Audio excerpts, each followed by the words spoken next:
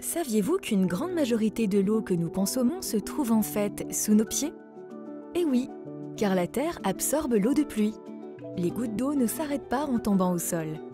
Certaines s'évaporent, surtout s'il fait chaud, d'autres ruissellent jusqu'au prochain cours d'eau, et une partie s'infiltre dans le sol. Suivons celle-ci. Ici, le sol est très perméable. L'eau descend assez rapidement pour créer, là, juste quelques mètres sous la surface, les premières réserves d'eau souterraines. On les appelle les nappes libres. Libres parce que l'eau circule facilement et qu'elle est toujours en contact avec la surface. On peut l'atteindre grâce à des puits ou des forages. Mais certaines gouttes ne s'arrêtent pas en si bon chemin et descendent encore plus profondément, jusqu'à plusieurs centaines de mètres. Nous y voilà. Je vous présente une nappe que l'on appelle profonde ou captive.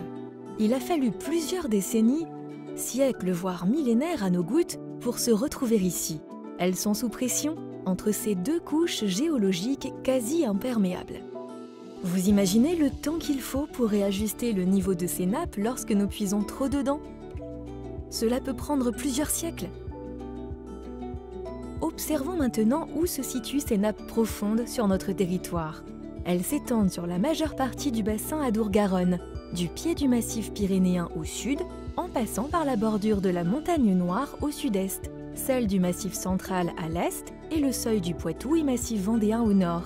Plus de la moitié du bassin dispose donc de cette réserve d'eau profonde, soit une superficie d'environ 73 500 km². Et chaque année, près de 300 millions de mètres cubes d'eau y sont prélevés pour alimenter 2,3 millions d'habitants en eau potable.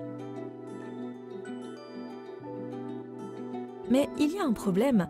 Sur les 28 nappes profondes du bassin, 6 sont aujourd'hui en mauvais état quantitatif. Nous avons trop puisé dedans et elles n'ont pas le temps de se recharger.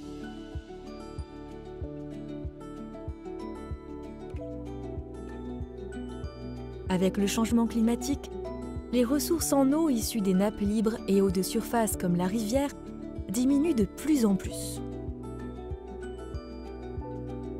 Face à cette pénurie, le risque d'aller puiser dans les nappes profondes devient donc préoccupant. Pourtant, préserver ces nappes captives est essentiel pour notre ressource en eau potable. Le niveau des nappes profondes est aussi lié au bon état des cours d'eau de surface, qu'elles alimentent parfois à travers des sources ou des contributions plus diffuses. Ces nappes profondes constituent un réservoir précieux qu'il faut solliciter avec mesure afin d'assurer l'alimentation en eau potable de demain dans le contexte du changement climatique. En comprenant le fonctionnement des nappes profondes et les incidences de nos usages en surface sur celles-ci, nous pouvons mieux penser et intégrer la gestion de l'eau dans les politiques du territoire. Comme l'or, les nappes profondes sont une valeur refuge. Prenons-en soin.